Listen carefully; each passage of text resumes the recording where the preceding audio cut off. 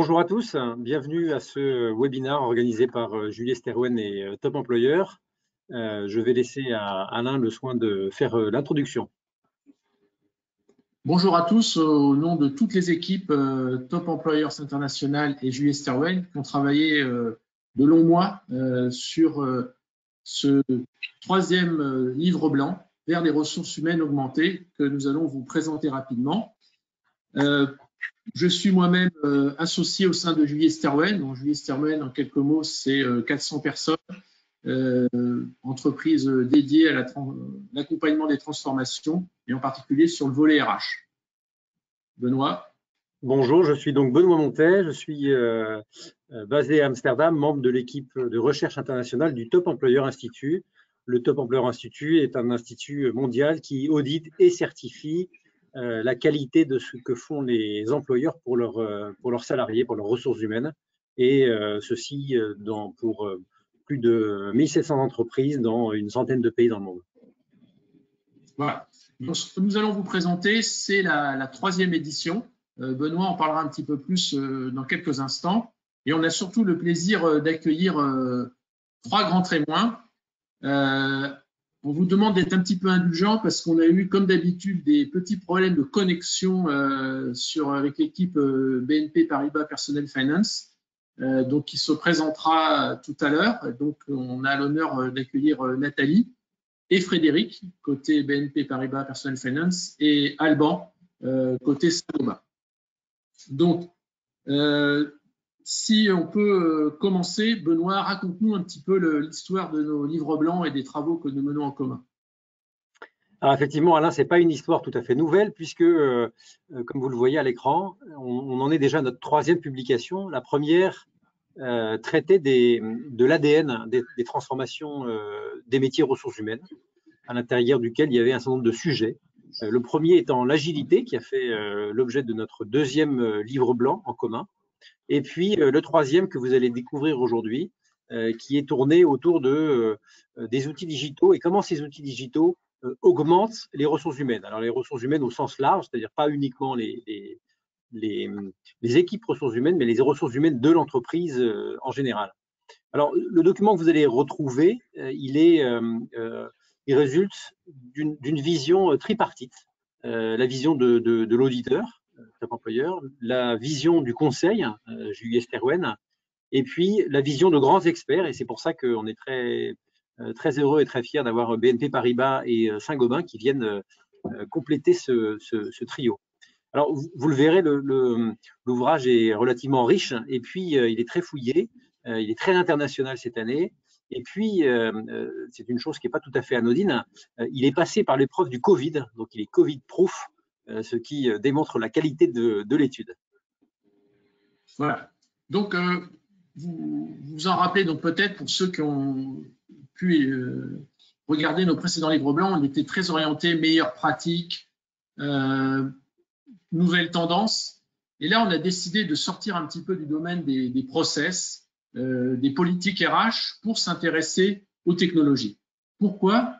Parce que on constate, on pense vraiment, et je pense que le livre blanc et les témoignages vont montrer qu'on est face à une rupture. Les choses sont en train de changer. Ces nouveaux outils, de notre point de vue, vont permettent déjà aux pratiques RH, aux relations entre les collaborateurs, les managers et les équipes RH de changer.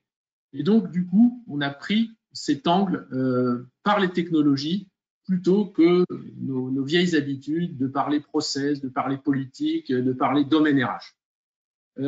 Ce travail a duré des mois, hein, c'est-à-dire qu'il a fallu effectivement passer par la case crise, mais on est arrivé à parvenir à nos fins en activant donc un réseau de correspondants internationaux, tant côté Top Employer que du côté des de Julie Sterwen au niveau international, qui s'appelle The Transformation League.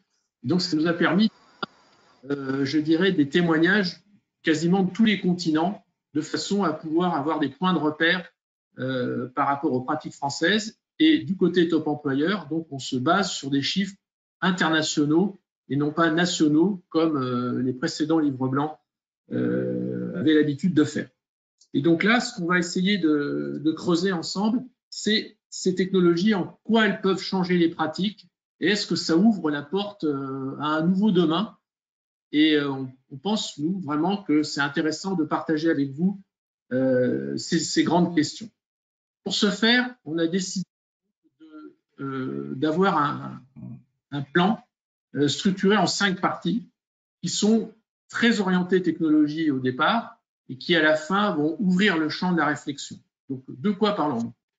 Le premier chapitre qu'on va vous proposer parle du sujet, grosso modo, qui est le plus médiatisé, c'est-à-dire le big data et l'intelligence artificielle. Pourquoi? Parce que l'un ne va pas sans l'autre, en fait. C'est-à-dire, d'un côté, vous avez la capacité à gérer des très grands volumes de données, qu'elles soient structurées ou non structurées. Donc, c'est ça la grande nouveauté par rapport au SIRH classique, c'est-à-dire la capacité de traiter des données non structurées, donc du texte, qu'on peut aller piocher partout.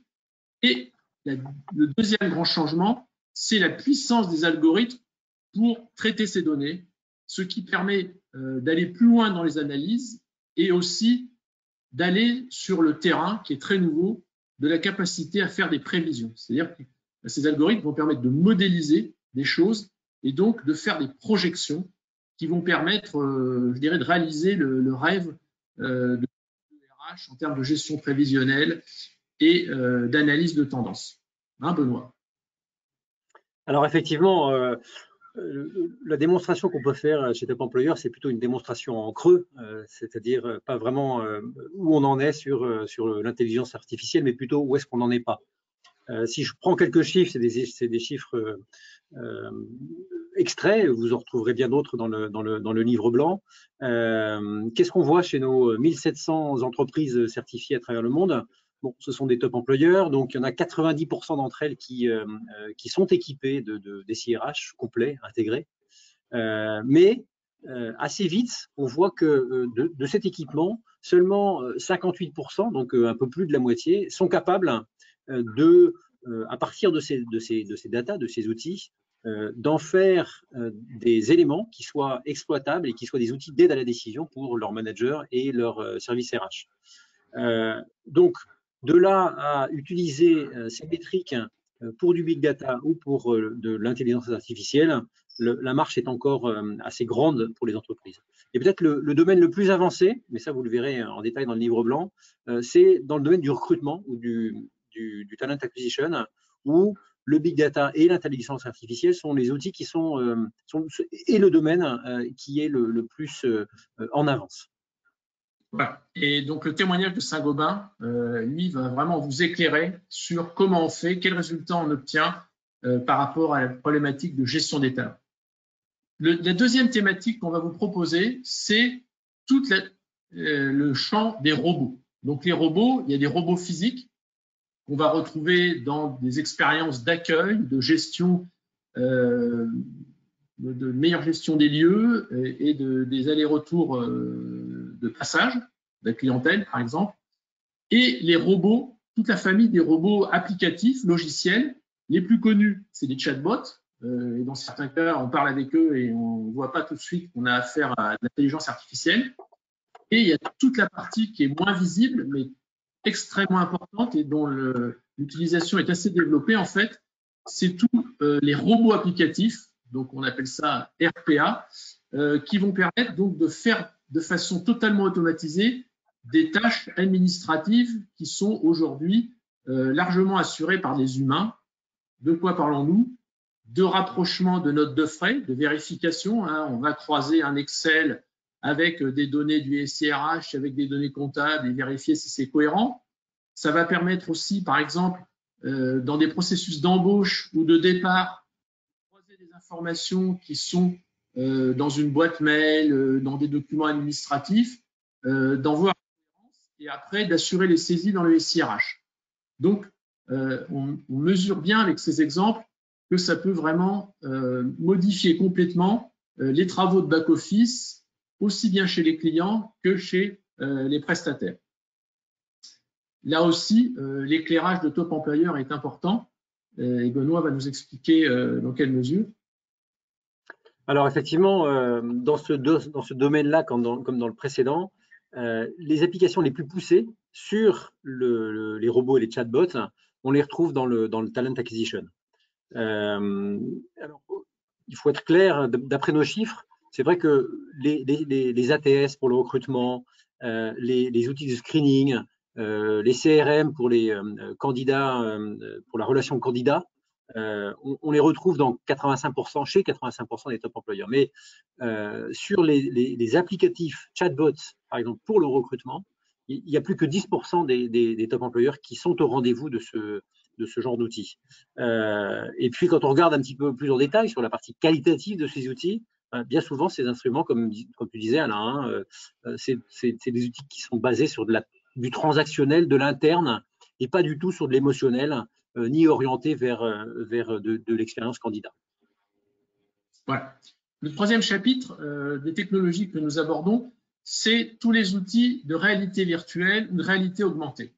Là, c'est clair que quasiment tout le monde a vu ce que ça pouvait donner dans le monde des jeux. Et c'est clair que dans le domaine de la formation, de la diffusion des compétences ou des bonnes pratiques, il y a un terrain de jeu qui commence à être exploré, voire développé pour de vrai. Et d'ailleurs, Benoît, vous avez trouvé, vous, un exemple tout à fait intéressant au Nigeria, sauf erreur de ma part. Oui.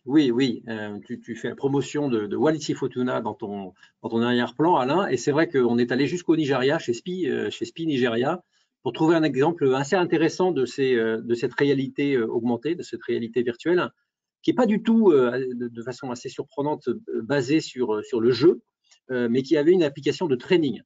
Alors, quel est le sujet? En fait, SPI au Nigeria a des techniciens qui sont sur des sites à distance, sur des plateformes, et ils doivent en assurer la maintenance. Et ils ont créé, inventé, développé ce qu'ils appellent des lunettes de téléportation. Voilà.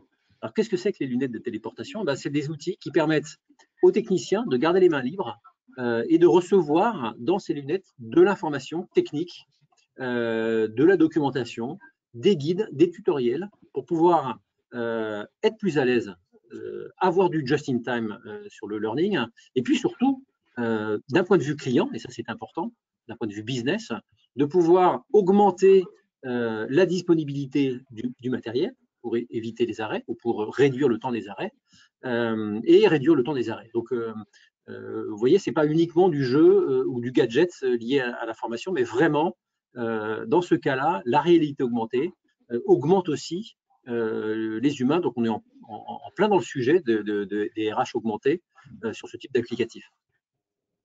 Voilà. Et les deux derniers chapitres sont des chapitres plus transversaux en termes de thématiques. Le chapitre 4, c'est le nouveau monde du travail. C'est clair que la crise qu'on vit tous en ce moment a fait une accélération massive. Certains clients disent qu'ils ont gagné 3 ans, 5 ans dans l'utilisation des outils digitaux. Et là, ce qui est intéressant, il faut qu'on fasse vite, Benoît, pour tenir notre timing, c'est que les chiffres que vous collectez sont vraiment les bons témoins de la vitesse de modification des modes de travail qu'on a pu constater à l'échelle mondiale. Oui, c'est vrai. C'est quelque chose qui est évident dans ce chapitre. Ce n'est pas uniquement les conditions, mais c'est aussi l'adaptation au digital qui est encore plus clé que le digital lui-même. Alors, quand on prend les chiffres, ça va vous amuser, de l'année dernière sur, par exemple, le télétravail, au niveau mondial, chez les top employeurs, il y avait seulement 55% des participants, des entreprises certifiées, qui avaient mis en place ou qui avaient signé des accords de télétravail. Donc, ça a l'air complètement extraterrestre aujourd'hui. Donc, c'est sûr que ces chiffres vont de façon très forte progresser. Et de façon très forte, puisque quand on regarde nos chiffres chez Top Employeur, il n'y avait que 41% des Top Employeurs qui avaient des accords de télétravail en 2015. Il y en a 55%. Donc, il y a eu une progression de ces dernières années, mais on voit dans ce domaine, comme dans d'autres, c'est d'autres chiffres que vous retrouverez aussi dans le livre blanc, donc je vous invite à le lire. Ce sont des chiffres de forte accélération. Intéressant aussi sur le networking. Alors, tous les top employeurs ont des outils de networking, des réseaux sociaux internes, etc. Mais il n'y en a qu'un quart l'année dernière qui étaient capables, 23%, qui étaient capables, sur la base de ces réseaux sociaux, de pouvoir en faire des analyses pour déceler soit des poches d'innovation avec des mots-clés, soit pour déceler des tensions entre un service et un autre. Et donc, utiliser ces réseaux sociaux pour être beaucoup plus agile et pour être beaucoup plus réactif sur des équipes qui sont finalement virtuelles et non pas présentes comme c'était le cas avant. Donc ça, ce sont deux exemples parmi tous ceux que vous retrouverez dans le livre blanc et qui montrent et qui démontrent ce nouveau monde du travail et les accélérations dans un certain nombre de domaines. Ouais. Le dernier chapitre a été pour nous très intéressant à concevoir et à développer. C'est qu'on a voulu faire un effort prospectif en se disant, mais à 10 ans ou 15 ans, qu'est-ce qui peut se passer, sachant qu'on entend un petit peu tout et n'importe quoi, il faut bien le dire. Donc, on a fait un travail de recherche de type académique, c'est-à-dire que sur les axes de transformation numérique, on a mis en face de ça les axes de transformation de la transition écologique et on a fait 4 cases, c'est-à-dire ça marche ou ça ne marche pas. Et on vous donne une synthèse, d'une part, des cas concrets appliqués au monde RH, au monde du travail, pour voir comment à 10-15 ans ça peut bouger. Pour la petite histoire, un des scénarios contenait une épidémie mondiale. Donc, on avait imaginé ça 6 mois avant que ça arrive, donc c'est pas si faux que ça.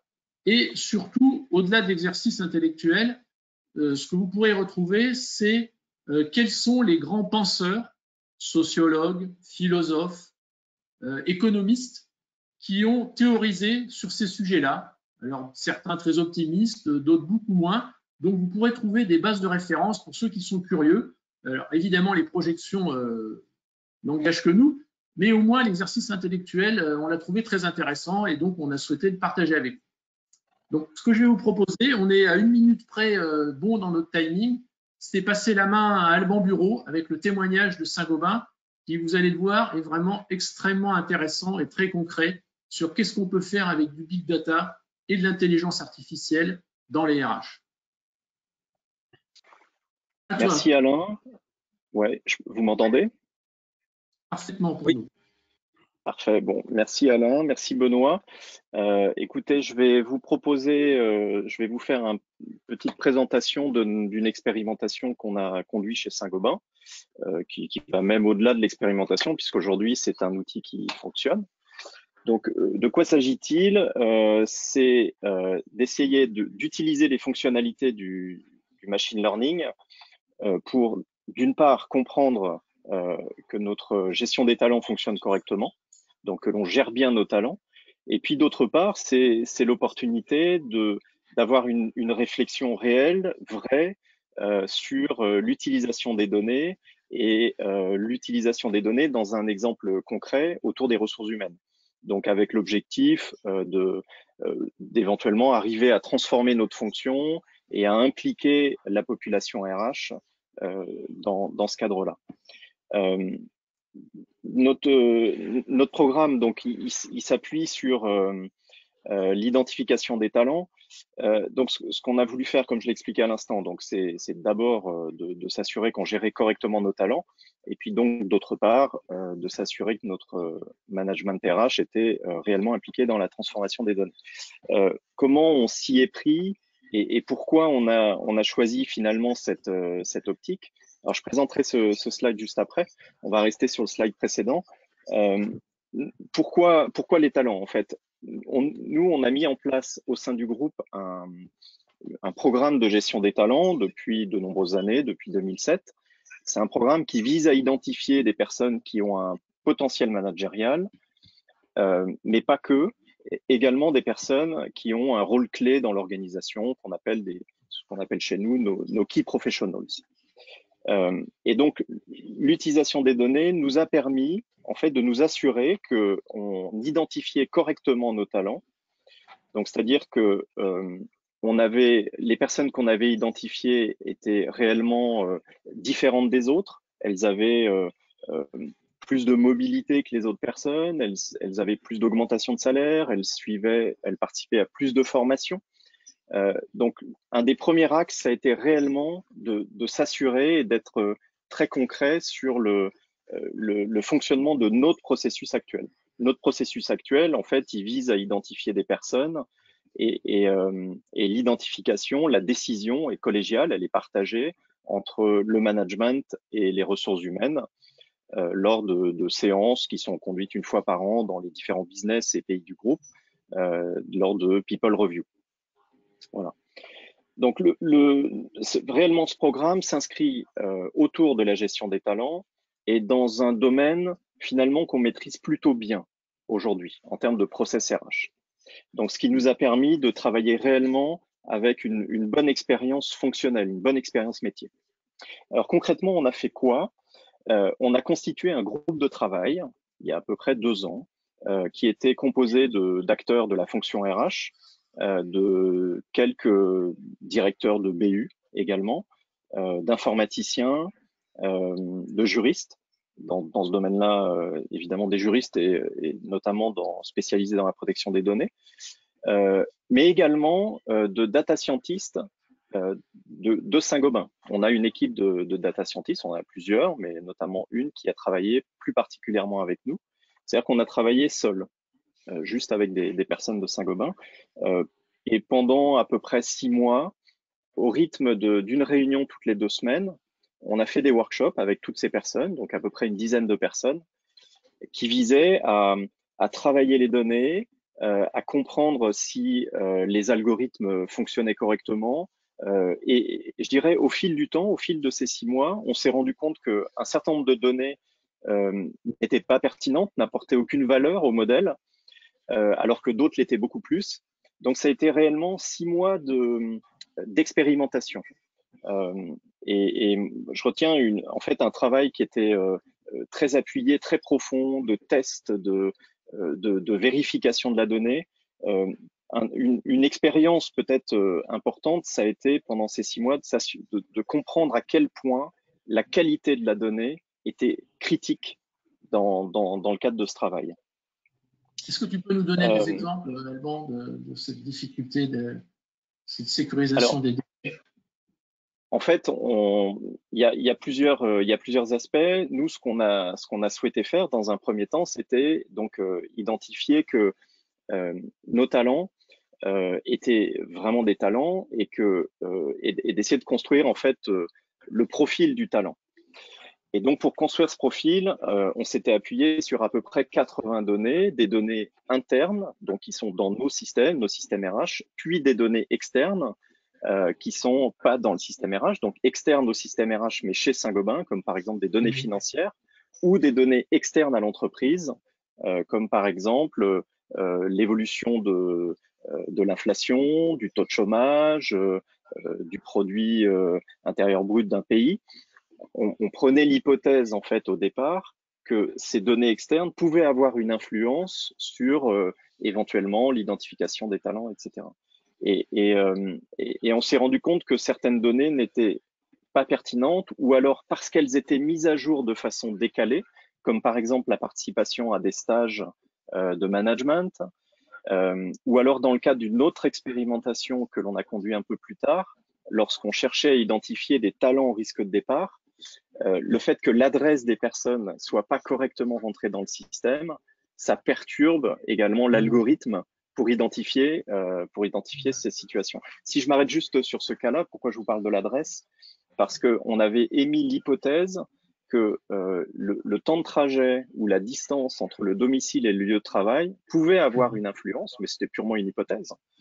Et finalement, cette hypothèse, on n'a pas pu la vérifier dans l'ensemble du groupe, puisqu'on avait une qualité d'information qui n'était pas suffisamment pertinente. C'est-à-dire que quand on rentrait les données dans Google, Google ne trouvait pas les adresses correctement. Il fallait qu'elles soient formatées d'une certaine manière, ce qui nécessitait un travail colossal de mise à jour dans nos propres systèmes pour qu'ensuite ce soit envoyé à Google pour qu'on détermine les temps de trajet ou les distances. Donc, vraiment, la qualité de données, c'est quelque chose qui est critique.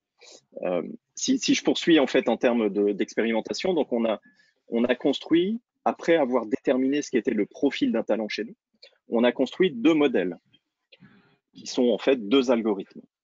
Un modèle qui vise à identifier parmi les personnes qui ne sont pas reconnues comme talents par nos équipes RH et managers, lesquelles correspondent le mieux au profil de ce qu'est un talent.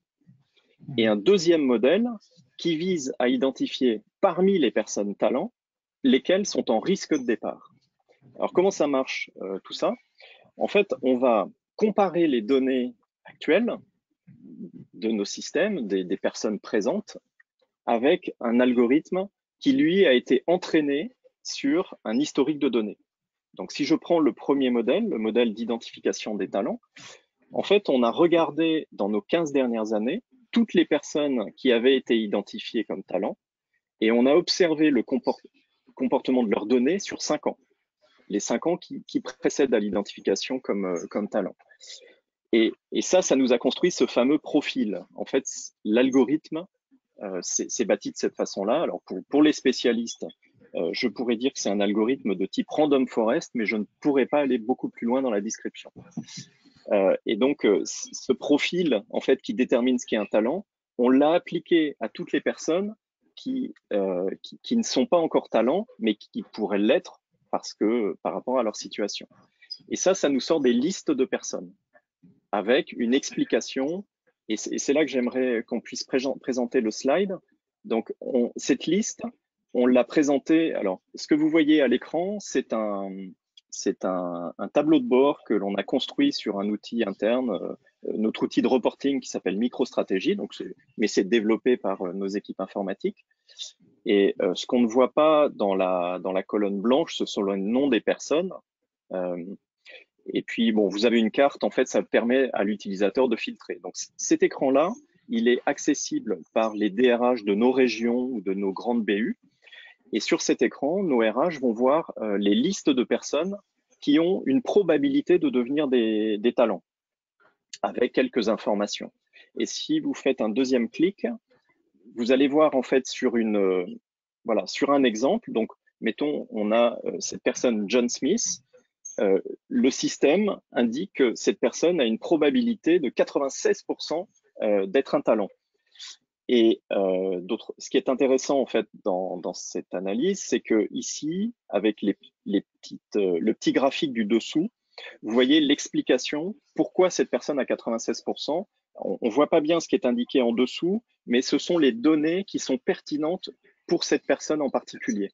Alors, on part au départ de 50%. On a une chance sur 2 d'être un talent. Enfin, c'est mécanique. Et les petites cases en vert sont une explication pour dire que cette personne a une probabilité forte d'être un talent parce qu'elle participe, elle a été identifiée dans beaucoup de People Review, ou alors elle a été identifiée en tant que successeur de 13, c'est un chiffre qui apparaît en bas à droite, on ne voit pas très bien, mais dans 13 plans de succession d'autres personnes. Donc, c'est quelqu'un dont on parle beaucoup. Vous voyez? Et donc, la machine a interprété que, du coup, sa probabilité de devenir un talent est très importante. Donc, ça, c'est le premier modèle.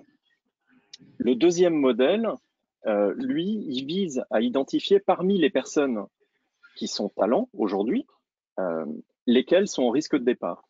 Et j'allais dire, la logique est un peu la même, c'est-à-dire qu'on va regarder les personnes qui ont quitté le groupe ces 15 dernières années tout en étant talents au moment où elles quittent le groupe. On regarde le comportement de leurs données sur les 5 années qui précèdent le départ. Ça nous construit un modèle, un profil avec, alors c'est à peu près une quinzaine de données qui sont réellement pertinentes. Et ces 15 données, donc on va appliquer ce même modèle aux personnes qui sont aujourd'hui des talents et qui sont encore présentes. Et ça va également, dans le même style que ce que vous voyez sur l'écran, nous sortir une liste de personnes talents avec une probabilité de départ. Alors, sur l'écran, donc quand on présente l'information à nos DRH, on présente par ordre décroissant de probabilité. Donc, les personnes qui ont une probabilité la plus importante en premier et plus basse en dernier. Voilà, donc ces 2 modèles sont aujourd'hui en train d'être communiqués à l'ensemble de nos RH dans l'ensemble du groupe. sur la première partie, qui est l'analyse des talents en risque de des talents cachés, en fait, on a souhaité aller un petit peu plus loin dans la réflexion et aller regarder dans les formulaires d'entretien annuel des personnes. Donc, au sein de notre SIRH, les managers et les collaborateurs saisissent des commentaires concernant l'entretien annuel, les forces, des axes d'amélioration, des commentaires, etc. Et on a pensé que ce serait pertinent d'améliorer en fait notre analyse en allant fouiller dans ces formulaires d'entretien. Et donc c'est pourquoi on a essayé d'aller plus loin et de faire une analyse sémantique, d'aller chercher les mots qui sont les plus pertinents. Donc si on fait un petit clic supplémentaire, vous voyez sur le schéma qui apparaît, c'est extrêmement complexe à expliquer parce que donc on s'appuie à nouveau sur nos data scientists qui, avec des algorithmes cette fois un peu différents, vont aller analyser les mots qui sont écrits dans les formulaires. Alors, on a fait 2 modèles, un modèle avec le vocabulaire en français, un autre en anglais, et on va chercher les mots les plus présents, et le modèle, lui, va en fait regrouper les mots par cohérence de signification. Ce qui apparaît en couleur, c'est des mots qui sont dans le même ensemble. Donc, par exemple, là, on voit à droite le mot trust ou le mot empowerment qui apparaissent plus particulièrement. Et ça nous conduit, si on présente la page suivante, à construire en fait ce modèle sur la base des personnes identifiées comme talents. Donc, je vais prendre un petit peu le temps pour expliquer, mais vous voyez, il y a des zones qui sont plus colorées que les autres. Ça veut dire qu'il y a des présences de mots plus importantes que dans d'autres. Donc, si on prend en abscisse, vous avez des ensembles de mots. Derrière le mot leadership, technical context, en fait, on a, nous, construit avec l'algorithme une liste de mots. Derrière leadership, en fait, il y a une 50aine de mots qui sont en rapport avec le leadership. Et en ordonnée, sur ce schéma, vous voyez en fait nos catégories de talents, les CHP, les Gold, les Silver, ou les non-talents.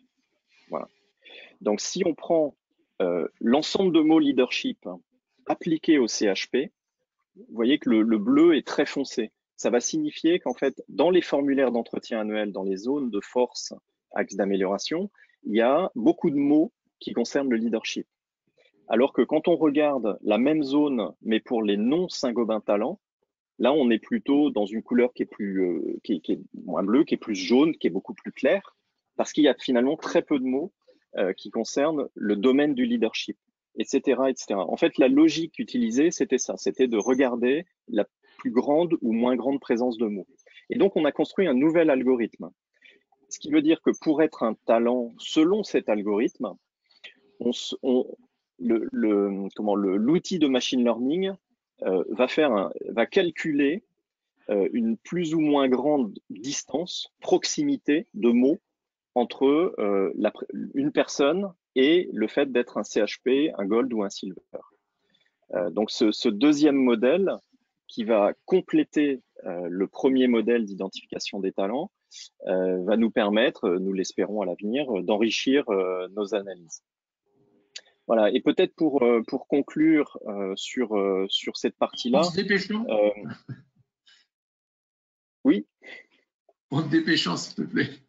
Oui, juste pour conclure, j'en ai pas parlé du tout, mais je vous ai dit au tout début qu'on avait dans notre groupe de travail des juristes spécialisés de la protection des données. Bien entendu, c'est un projet qui a été conduit du début jusqu'à la fin avec notre DPO tout en lien et dans le respect des règles de protection des données, du RGPD notamment. Voilà, et c'est capital, critique. Et vous l'avez vu sur le schéma précédent, pas cette page-là, mais celui d'avant, lorsqu'on présente, qu'on explique pourquoi une personne est talent ou pourquoi une personne est en risque de départ, on éclaire en fait la réflexion. Et peut-être dernier point, bien entendu, tout cet outil, tous ces éléments ne sont que des aides à la décision. La machine ne décide absolument rien. Tout est entre les mains du management et des DRH qui en font ce qu'ils le souhaitent. Merci beaucoup pour cette précision fondamentale. Je propose de passer tout de suite la main au témoignage BNP Paribas Personal Finance, puisqu'on a un petit peu dépassé de quelques minutes, mais c'est tellement intéressant que vraiment ça valait la peine Merci beaucoup, Alban. Donc, je passe la main à Nathalie et Frédéric, tout de suite. Pour rassurer notre audience, on a un détail de ce que vient de présenter Alban dans le livre blanc, donc vous en retrouverez plus d'informations dans le livre blanc. La connexion se fait que équipe BNP Paribas.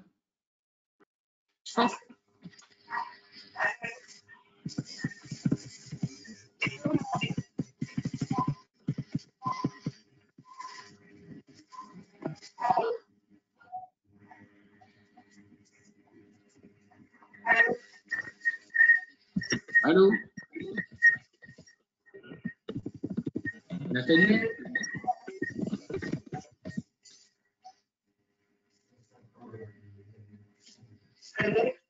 Oui, moi je t'entends via.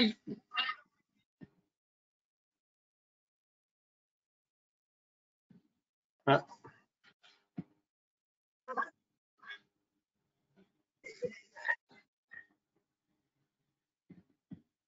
Allô? Alors, on a un petit problème de connexion qui devrait être résolu.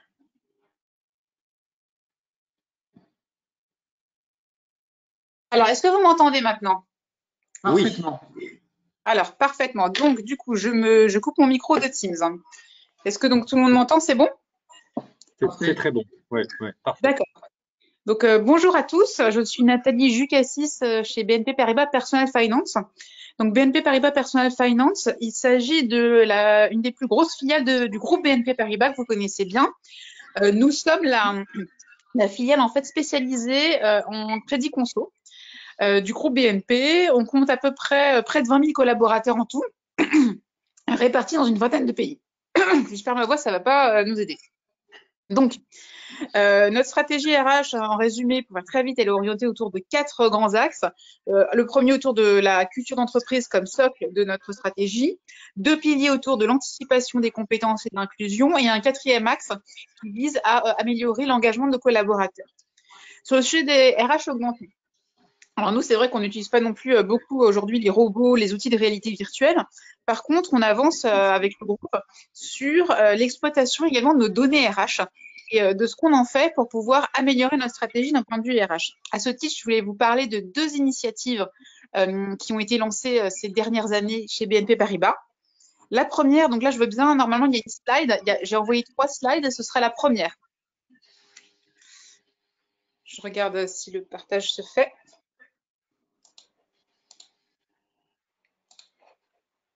C'est bon? Voilà. Oui. Donc, la première, donc, c'est une initiative qui s'appelle About Me. About Me, qu'est-ce que c'est? C'est une plateforme qui va nous permettre, nous, d'améliorer la connaissance de nos collaborateurs et d'améliorer également l'expérience collaborateur de nos employés. Comment ça se passe concrètement? Sur cette plateforme, le collaborateur va pouvoir saisir lui-même ses compétences, son parcours, ses souhaits pour la suite. Et tout ça va alimenter plusieurs bases de données. Ça va nous permettre de lui proposer des offres de formation qui sont adaptées aux besoins en termes de développement de compétences qu'il aura saisi dans la partie en plan de développement. L'outil peut également lui proposer des offres d'emploi au sein du groupe qui sont en lien en fait avec les compétences également qu'il a saisies, avec à chaque fois un pourcentage de matching, un peu comme sur les sites de rencontres, qui donne l'adéquation entre l'offre d'emploi proposée et les compétences saisies. Le collaborateur, en fait, plus il va cliquer sur les offres d'emploi pour les refuser ou pour les accepter, plus l'outil va bien entendu apprendre de ses souhaits et lui proposer des offres de plus en plus pertinentes par rapport à la cible. Donc, dans cette plateforme, le collaborateur il trouvera également pourra également partager des feedbacks avec son manager au fil de l'eau. Et également, c'est également l'endroit où on va y saisir tous les entretiens. Et ce qui nous intéresse aujourd'hui, c'est la partie vraiment compétences qui sont saisies dans cette plateforme About Me, qui nous permettent, nous, ensuite, de proposer une offre vraiment personnalisée aux collaborateurs en termes de postes et d'opportunités de développement. Ces compétences qui sont saisies par le collaborateur, donc dans une approche bottom-up dans l'outil, elles nous permettent également d'entamer une autre réflexion via ce qu'on appelle notre deuxième initiative que je vais vous présenter aujourd'hui autour de la RH augmentée. Ça s'appelle le Strategic Workforce Planning. Donc là, c'est la deuxième slide que je vous ai passée. Donc, qu'est-ce que le Strategic Workforce Planning? Il s'agit d'une analyse, en gros, d'écart entre une situation actuelle en termes de compétences et une situation future à 5 ans. On va analyser les rôles et compétences d'aujourd'hui dont on dispose dans l'entreprise avec celles qu'on projette à 5 ans via des réflexions, via notre stratégie qu'on aura définie avec le métier. Cet écart-là, comment on va l'analyser? Cet écart de compétences, on va l'analyser avec un outil de data visualisation. Je vais vous montrer ensuite ce que ça peut donner, qui va en fait nous sortir une vraie analyse statistique des compétences qu'on a, ou des rôles qu'on va avoir en trop ou en moins par rapport à notre stratégie et par rapport à comment on se projette dans 5 ans. Et donc, cet écart-là, à partir de cet écart-là, les RH et les métiers vont pouvoir décider, implémenter, réfléchir à un plan d'action pour pouvoir corriger ces écarts qui sont constatés, que ce soit en termes de rétention, de mobilité, de formation, etc. Et donc, la troisième slide que je voulais vous présenter, c'est un exemple de ce que peut donner en fait cette data visualisation de nos compétences et de notre stratégique workforce planning.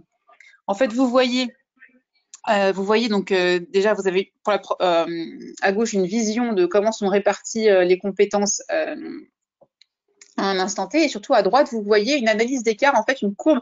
Et en fait, tout ce qui est entouré sur la courbe, c'est des compétences qui vont nous manquer, qui sont en déficit clairement par rapport à comment on se projette à 5 ans. Donc voilà, donc c'est un outil, donc c'est une analyse de nos données, c'est une utilisation de nos données RH qui est bien entendu à ses débuts, mais qui va nous permettre ensuite de développer plein de choses et qui sont actuellement comment se traduit en tout cas les RH augmentés, l'utilisation des technologies chez BNP Paribas Personal Finance. Voilà, donc, du coup, sur ce que je voulais. Oui. Vous l'avez fait quelque chose Non, c'est bon, c'était pour vous présenter ces deux initiatives. Très bien.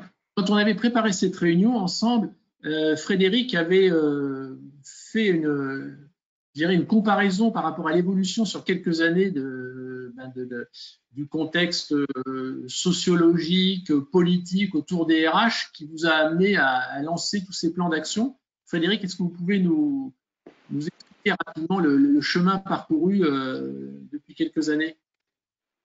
Oui, bonjour à toutes et à tous, si vous m'entendez. Très bien. Effectivement, ce que Nathalie, qui est en charge de la transformation RH pour BNP Paribas Personal Finance, vous a présenté, ce n'est pas seulement une réflexion et une étude autour des outils, mais bien effectivement autour des évolutions sociétales et des attentes de nos collaborateurs et de nos managers. Donc, il fallait lier à la fois la digitalisation de la RH, ainsi que sa robotisation partielle, mais pour l'instant, nous n'avons que quelques pilotes, et les attentes des collaborateurs et du management. Et en particulier, si je reprends l'exemple qu'a cité Nathalie sur About Me, l'attente très forte des collaborateurs, 1, d'aller plus vite, 2, d'avoir un accès beaucoup plus direct aux outils RH qui étaient mis à leur disposition, 3, d'avoir la responsabilité totale et l'autonomie de pouvoir directement remplir leur profil, alors qu'auparavant, c'était plutôt le management ou plutôt la RH qui traitait cela. Et donc, d'avoir moins d'intermédiaires et de redonner beaucoup plus de valeur ajoutée au conseil, à l'orientation qui était traitée par leur management et par les équipes RH. Ça, c'est un premier point. Et du côté des managers, beaucoup plus travailler en collaboration beaucoup plus étroite avec les responsables ressources humaines et en particulier donner une expérience renouvelée aux collaborateurs. Donc, ça nous a aussi forcé à travailler sur toute la digitalisation des processus RH et des politiques RH, de l'entrée à la sortie, en intégrant la formation, la gestion de carrière, tout ce qu'a évoqué bien évidemment Nathalie, pour redonner, j'allais dire, beaucoup plus de valeur ajoutée au rôle RH et au rôle managérial et moins de perte de temps sur le processus. Et puis, je crois que le deuxième élément, mais qui est peut-être moins flagrant et qui est peut-être plus difficile à appréhender, c'est effectivement au travers de la revisite de nos obligations légales, aussi nos obligations réglementaires avec les régulateurs bancaires, de nos obligations liées à la conformité, de pouvoir beaucoup plus vite et mieux matcher chacun de ces projets avec ces obligations, en cassant les silos et en travaillant véritablement de façon totalement transverse. Et je dirais que la digitalisation a véritablement permis de casser ces silos pour travailler avec chacune des entités où chacun a son rôle. Vous imaginez bien, est-ce que, on disait tout à l'heure, il est évident que la fonction juridique, la fonction conformité, la fonction régulation, l'audit, mais aussi les attentes du business, fait qu'aujourd'hui, on travaille beaucoup plus en mode projet et en mode agile, grâce justement à ce que nous oblige à faire la digitalisation. Donc, évolution sociétale, évolution des attentes des collaborateurs et efficacité, c'est ce qui nous conduit à cette réflexion et à cette action. Et Frédéric, on voit que vraiment ça touche quasiment toutes les dimensions de la fonction, tant au sein de la fonction elle-même qu'avec vis-à-vis des managers, vis-à-vis de votre comité de direction, vis-à-vis des collaborateurs, j'imagine vis-à-vis des partenaires sociaux. Donc, des chantiers de cette ampleur, comment on peut les animer, les gouverner, les piloter? Parce que c'est impressionnant quand on voit tous les axes et les champs possibles d'application. Alors, effectivement, les champs possibles d'application sont vraiment énormes. En même temps, on doit encore apprendre. On a aussi un certain nombre de réflexions et de prudence, puisque ces enjeux amènent, mais peut-être qu'on en parlera, des éléments d'éthique de plus en plus importants. Moi, je dirais qu'il y a trois gros critères qui nous ont permis d'avancer. D'abord, l'aiguillon que j'évoquais juste précédemment. On ne peut plus rester comme, on va dire, dans un certain confort parce que les attentes se font de plus en plus pressantes. Il y a une accélération du monde autour de nous et je dirais que la crise de Covid nous l'a encore démontré à la puissance 10. Le second élément qui est important, c'est que nous faisons partie d'un grand groupe. Effectivement, nous sommes une filiale juridiquement complètement indépendante. L'actionnaire, c'est bien BNP Paribas. Mais notre actionnaire nous a beaucoup soutenus, nous a accompagnés, puisque lui-même se développait dans ce cadre-là. Donc, on a pu reprendre des exemples, bénéficier d'un certain nombre d'actions qui ont été menées par le groupe sur les outils que nous utilisons. Le troisième élément, c'est qu'on avait la volonté d'être pilote. On a proposé justement à notre actionnaire d'être pilote sur un certain nombre d'actions, robotique, digitalisation, accélération de l'usage des nouvelles technologies, en disant on y pilote, on est prêt à essuyer les plâtres, et on a essuyé des plâtres, je ne vous le cache pas, mais en retour, dédiez-nous un petit peu plus de moyens que nous avons la possibilité d'en avoir. Et puis le troisième élément, je crois que c'était une très forte volonté de l'ensemble des business lines avec lesquels on est vraiment très très proche, de casser ces fameux silos que j'évoquais tout à l'heure. Je vous prends deux exemples. En RH, on essaye toujours de mirorer une action business. Quand on parle de l'inclusion client, on parle de l'inclusion collaborateur. Quand on parle de l'expérience client, on parle de l'expérience collaborateur et on est toujours en action et en travail, par exemple avec nos directeurs marketing, par exemple avec notre direction commerciale ou notre direction des opérations. Donc, c'est tout un ensemble, ce n'est pas un seul ingrédient. Et puis, je dois aussi saluer le travail de Nathalie parce qu'on a souvent l'impression qu'il faut des équipes énormes, des moyens gigantesques. Croyez-moi, Nathalie, avec sa petite équipe, arrive à faire des miracles simplement par l'association, soit des autres directions, soit de collaborateurs volontaires aussi, qui sont extrêmement appétents à l'amélioration des processus pour leur propre confort interne finalement. Merci beaucoup, Frédéric. Une dernière petite question qui s'adresse autant à Alban qu'à Nathalie et Frédéric. Donc, vous avez illustré donc, ces applications des RH augmentés. En prenant un petit peu de recul, qu'est-ce que ça a changé? Quelles ont été vos découvertes, vos surprises par rapport au projet que vous avez mené et dans quelle direction ça va aujourd'hui? C'est quoi vos étonnements les plus... Alban, tu peux commencer, s'il te plaît? Oui. Qu'est-ce que j'ai découvert? Alors, sur le projet lui-même, un projet data, c'est très long. C'est très long, faut être patient, faut être aussi faut être assez humble avec les résultats et les avancées qui sont toujours progressives. Je l'ai évoqué tout à l'heure, je vais rester sur l'aspect projet dans le cadre de ma réponse, mais on parle de data, donc la qualité de la donnée, c'est clé, c'est même fondamental. On peut faire énormément d'erreurs si on se trompe. Et l'autre point important, et je pense que Frédéric l'a dit à l'instant, mais pour nous aussi, un tel projet, ça doit se faire avec les personnes qui connaissent les données, qui connaissent les process, mais également avec des spécialistes de l'entreprise, enfin des spécialistes de l'univers des data et idéalement de l'entreprise parce que sont des gens qui peuvent être disponibles rapidement et qui peuvent vraiment nous comprendre. Voilà, c'est un projet humain finalement, le projet data pour nous. Donc un projet, en fait, un projet RH. Au final, c'est pas de la technologie, c'est l'amélioration de la fonction entre les acteurs habituels que sont le management, les collaborateurs et la fonction.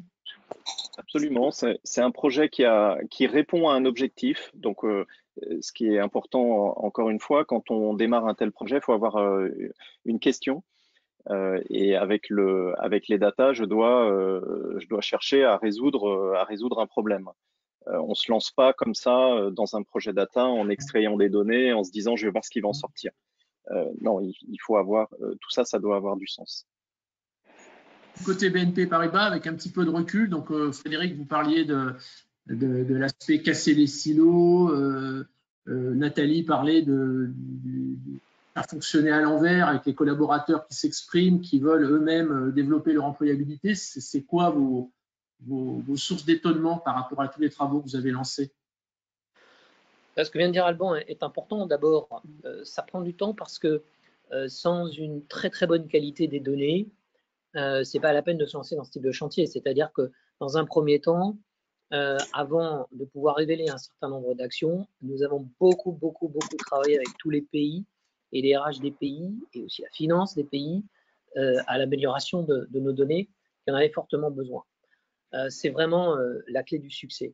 Deuxièmement, moi je rejoins Alban, pas mal d'humilité et de modestie parce que on a, comme j'ai dit tout à l'heure, essuyé les plâtres. Et puis surtout, avoir une grande sensibilité au sens qu'on veut donner à ce projet à travers l'éthique avec laquelle on veut traiter ce projet. Je rappelle quand même qu'il y a des dimensions extrêmement importantes de régulation juridique, de respect, bon, vous connaissez tous la RGPD, et en plus dans le domaine bancaire avec la régulation bancaire et la conformité bancaire qui est extrêmement importante. Donc ces projets, ils doivent s'aborder aussi avec un grand sens de l'éthique et avec un code de conduite extrêmement strict. Donc voilà, ces points, pour moi, ce sont vraiment les principaux points d'attention et être très à l'écoute des groupes d'enquête en particulier que nous avions menés avec des collaborateurs qui étaient intéressés par les projets. Ne pas lancer ce projet simplement comme un projet purement RH ou un projet purement direction générale ou un projet purement managérial, mais avec une réassociation dans le cadre de l'engagement et de l'expérience collaborateur des collaborateurs intéressés qui nous ont beaucoup appris. Alors ça décoiffe, c'est difficile à entendre parfois ce qu'ils ont à dire, mais c'est extrêmement riche pour l'amélioration continue. D'accord. Il nous reste 5 minutes. Est-ce qu'on peut prendre quelques questions de nos... Alors, il y a une question intéressante J'en profite pour citer les questions. Il y a une question intéressante sur les discriminations. Quid des discriminations possibles dans les deux exemples, hein, je pense à la fois chez Saint-Gobain et puis dans les multiples applications chez BNP Paribas Personal Finance. Il y a une autre question sur y aura-t-il un replay? Donc la session est enregistrée, donc il y en aura. Encore une question sur les critères discriminatoires, sur les biais cognitifs. Une question assez similaire sur est-ce que c'est un facteur d'égalité, de diversité. L'exemple de Saint-Gobain, donc il y a beaucoup d'inquiétudes finalement par rapport à ça, et même si Alban nous a bien expliqué que les partenaires sociaux et le juridique étaient derrière, ça mérite quand même de revenir sur le sujet visiblement. Je vais répondre en premier alors, Benoît. Merci. Ouais, alors c'est un vrai sujet effectivement que nous on a pris en compte dès le début. Pour répondre à la question, je vous dirais aujourd'hui nous ce qu'on regarde avec les données, c'est le comportement humain finalement. On analyse le comportement humain. On analyse comment on identifie des talents. Donc finalement notre objectif c'est juste de comprendre comment on fait pour identifier des talents. Après, l'algorithme, quand on fait tourner l'algorithme sur les données réelles et que l'algorithme nous donne des listes de personnes qui ont des probabilités d'être talents, il ne fait que reproduire un comportement qu'on lui a appris finalement quand l'algorithme s'est construit. Donc, l'algorithme ne va pas créer de biais. L'algorithme, finalement, il va reproduire un fonctionnement existant, qu'il soit biaisé ou pas. Donc, je ne vais pas répondre par rapport à ça. En revanche, ce qui est important, c'est d'aller plus loin, c'est d'aller se dire, est-ce qu'on identifie bien les bons talents? Est-ce que les talents de demain sont bien les bonnes personnes que l'on va identifier? Et ça pose la question du process actuel d'identification des talents. L'analyse et les algorithmes ne vont que reproduire ce que l'on veut faire. Nous, ce qu'on a cherché à faire avec l'analyse sémantique, c'est d'essayer d'aller plus loin que les données tangibles qui sont dans le système, mais d'aller interroger les entretiens annuels, d'aller interroger les commentaires qui ont été renseignés par le manager et le collaborateur. Donc, en ce sens, on va aller explorer finalement et aller chercher des talents de demain de cette manière. Il faudra certainement aller un peu plus loin aussi et aller fouiller dans les compétences, aller chercher des comportements. Donc, c'est un chemin. Enfin, vraiment, il faut rester extrêmement humble par rapport à ce travail. Nous, on est au début d'un chemin et je pense qu'il y a beaucoup d'opportunités pour aller plus loin et pour aller au-delà de ce qu'on disait à l'instant. Nathalie, Frédéric, vous voulez rebondir là-dessus? Oui.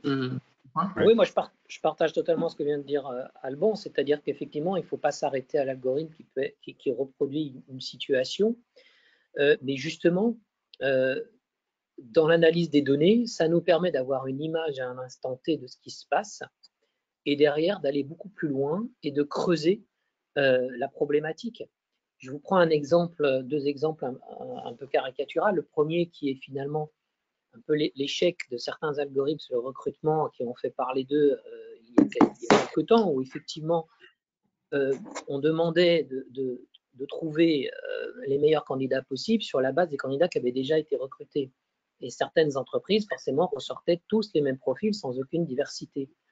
Donc, si on s'arrête à ça, effectivement, on va discriminer. En revanche, si on prend l'état des lieux, qu'on pose cet état des lieux, qu'on dit, mais attends, là, on n'est pas du tout dans ce qu'on veut faire en termes de politique de diversité, ça va nous permettre justement d'aiguiller notre action de façon beaucoup plus puissante, beaucoup plus forte. Je crois qu'il ne faut pas avoir peur de cet état des lieux. Et parfois, c'est extrêmement intéressant parce qu'on peut avoir nous-mêmes des biais en pensant que non, nos politiques sont formidables et sont géniales. Mais le fait d'utiliser la data et les algorithmes nous montre que non. Et donc, ça nous pose à nous-mêmes des questions pour nous réorienter. Donc, c'est comme ça qu'on les utilise. Il ne s'agit pas d'utiliser l'algorithme ou la data simplement pour ce qu'ils nous disent. Et je dirais même mieux, ça renforce et ça redonne une valeur ajoutée beaucoup plus forte au rôle réel de l'humain, qu'il soit RH ou qu'il soit manager. Et c'est comme ça que nous orientons. Voilà. Donc, effectivement, il faut... Enfin, moi, j'encourage vraiment de faire cet exercice-là, mais toujours avec un code de conduite extrêmement précis par rapport à une politique que nous avons déterminée en tant que responsables. Merci Frédéric. Malheureusement, ça va être le mot de la fin puisqu'il est 15h01. Donc un grand merci à nos témoins. Je pense que c'est important de finir sur cette note éthique, politique, pour faire, je dirais, le pendant à la vision un peu trop simpliste des outils. Donc merci à tous les participants. Le livre blanc va être téléchargeable dès cet après-midi et on vous donne rendez-vous à la suite. On va faire un webinaire international le mois prochain. Et vous pourrez télécharger tout le détail, hein, c'est-à-dire des compléments de témoignages, d'analyse sur notre site dès maintenant. Merci à tous et merci Nathalie, merci Frédéric, merci Alban. À bientôt. Merci Alain, merci à tous. Au revoir. Bonne fin de journée. Au revoir. Au revoir.